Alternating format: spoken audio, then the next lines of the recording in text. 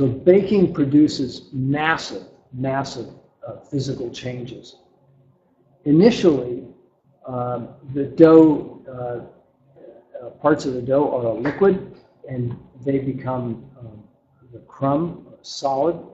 The dough is a foam in its fermenting state, and in the baked state, after the heat has caused expansion of the gas nuclei to the point that they rupture, it has become a sponge. The specific volume of bread can go from 0.8 liters per kilogram as a dough up to 5 liters per kilogram as a final baked product. In baking, proteins give up water, and starch granules now really become hydrated. The heat and the creation of steam in the dough by the heat causes the starch granules to expand enormously, and they can hold water. They gelatinize and hold water that's given off by the proteins. The Maillard reaction occurs in the crust, and I'll talk more about the Maillard reaction in just a minute. So heat can be transferred in different ways. There's radiation, which is the transfer of heat by electromagnetic waves. That's involved in baking. We'll talk about that in a minute. It can be transmitted by convection, which is the movement of a fluid or a gas away from a heat source. It can be transferred by conduction, which is molecular agitation from one object to another without the overall movement of the object itself, or through condensation or evaporation. So from radiation, the oven walls radiate heat in the form of electromagnetic energy, and that radiation of that energy is in a straight line. It's much like light. You can think when the oven is loaded, the baker might just wonder if it was light instead of heat that was going to shine on the loaves that were put in the oven, would there be any shadows?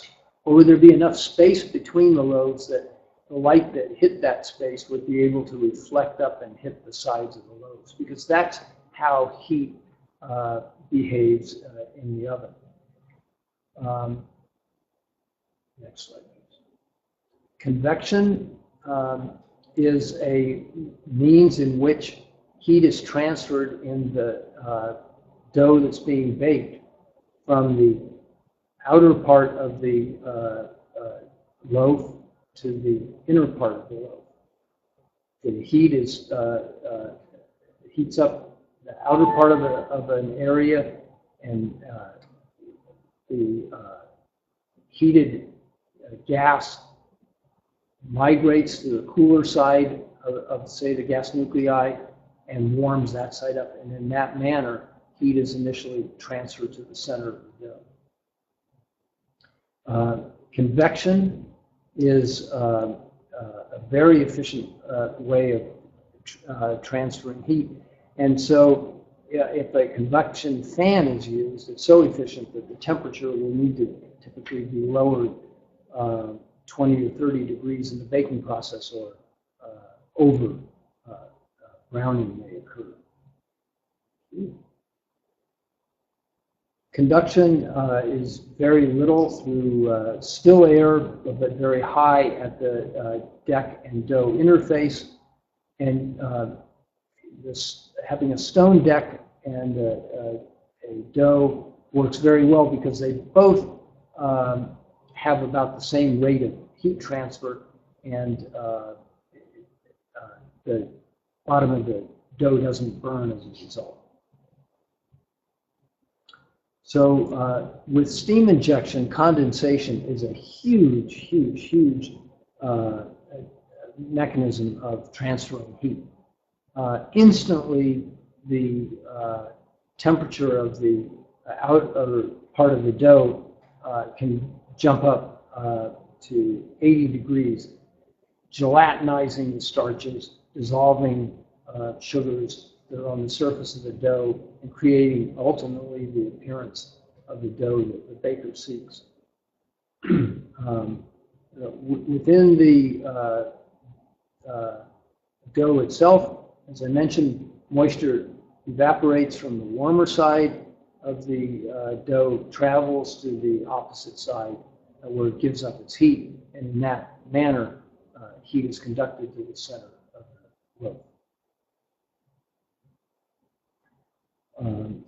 In the crumb, the heat and the moisture that's formed causes starch to gelatinize. That starts at about 55 degrees centigrade.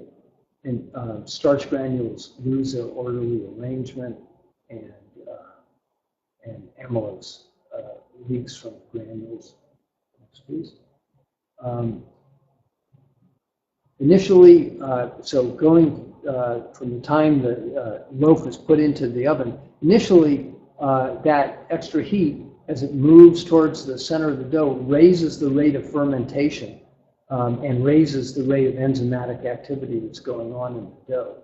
But eventually, at about 40 degrees or more centigrade, the fermentation stops, and further expansion of the dough is due to expansion of the gases in the gas nuclei.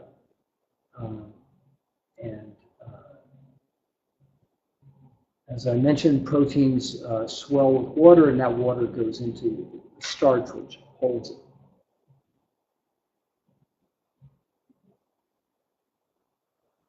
I think I've covered most of this slide already. So at that hydration of the starch begins at about 150 degrees Fahrenheit, and the separation of the starch allows the various starch chains to be attacked by amylase. That goes back to what we mentioned earlier about the importance of the timing of the inactivation of the starch, the amylases in the rye doughs. Amylase in wheat flour is active to about 167 degrees, as I mentioned, still higher in rye. And I think I've covered the rest of this already. Starch can hold up to 10 times its weight in water, and does hold an enormous amount of water through the baking process. I mentioned before that the dough that starts out as a foam becomes a sponge. There are no intact gas nuclei at the end of the baking process. The gas cell walls fracture, and that turns the foam into a sponge. When cooled, the starch is a critical component to this structural integrity of the loaf, as I also mentioned.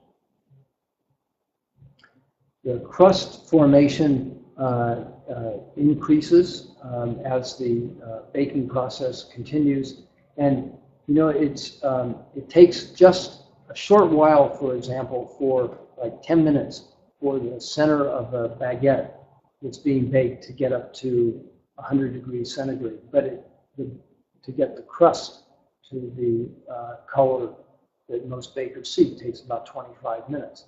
That's all that extra time is going into creating the crust. The Maillard reaction is a non-enzymatic reaction that takes place when reducing sugars like sucrose or fructose or maltose are in the presence of proteins and starch. When that happens, especially in the presence of high temperature, flavor elements are created, and that's the principal purpose of getting the crust to as brown a color as the baker seeks. So the Maillard reaction is incredibly important in lots of different foodstuffs. So other than the color though, you know that the crust has a distinctly different aromas and flavors than the crumb. And it's also down primarily to Maillard. Now, a lot of you, I know, and I do it sometimes myself, talk about caramelization of the crumb. So caramelization actually is sugar to sugar. It doesn't require the necessity of having amines, which are, for example, delivered by the proteins. And it occurs at, caramelization specifically as a chemical entity, occurs at higher temperatures than Maillard. It's initiated at higher temperatures. So there is a small contribution by what I would, from a very formal chemical sense, call caramelization, but primarily the crust colors and aromas are from the Maillard reaction. Also, there was a little slip of the tongue there, because Lee doesn't have it on his list there. You'll see he said sucrose is a reducing sugar. It isn't. Sorry. He's now his mea culpa is coming from the side here. But that's all I've got to add. So, you know, flavors of coffee and roasted meats and things like that, also down to Maillard. Yeah, thank you. I don't know what I was thinking about when I roasted sucrose. Glucose. Let's skip to staling. So there have been many factors that have been implicated in or hypothesized to cause staling. And I've listed them there, and I'm sure not going to repeat them.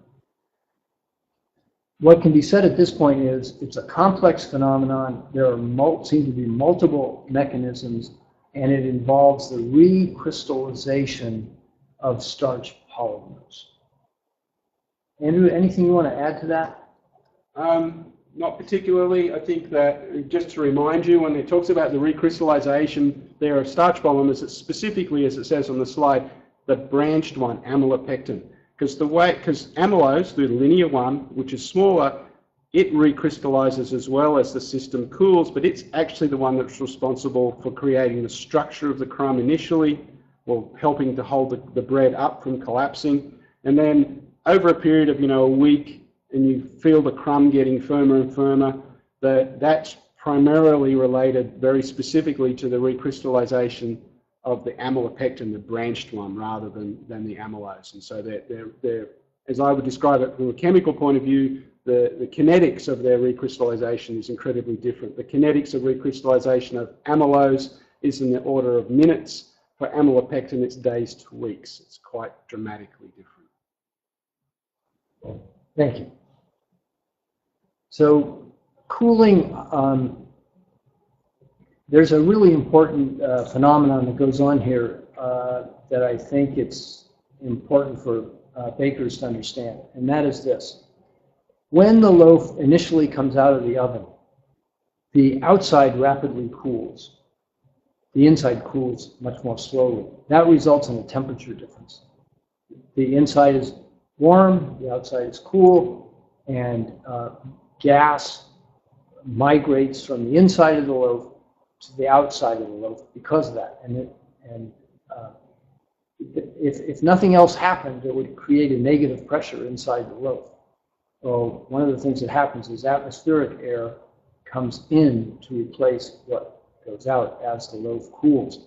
And as the atmospheric air comes into the loaf, through that crust with its Maillard reaction and flavor that Andrew talked about, the flavor from the crust is pulled into the loaf.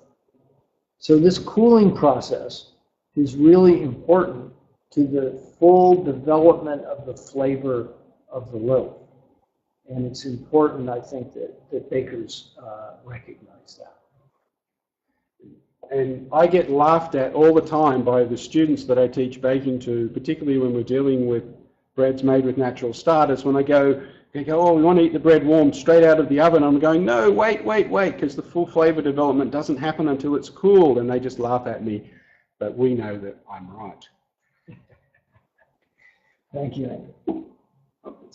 That's it. Thank you very much for listening to this. And now I think we'll have time for maybe 15 or so minutes of questions, if anybody has questions.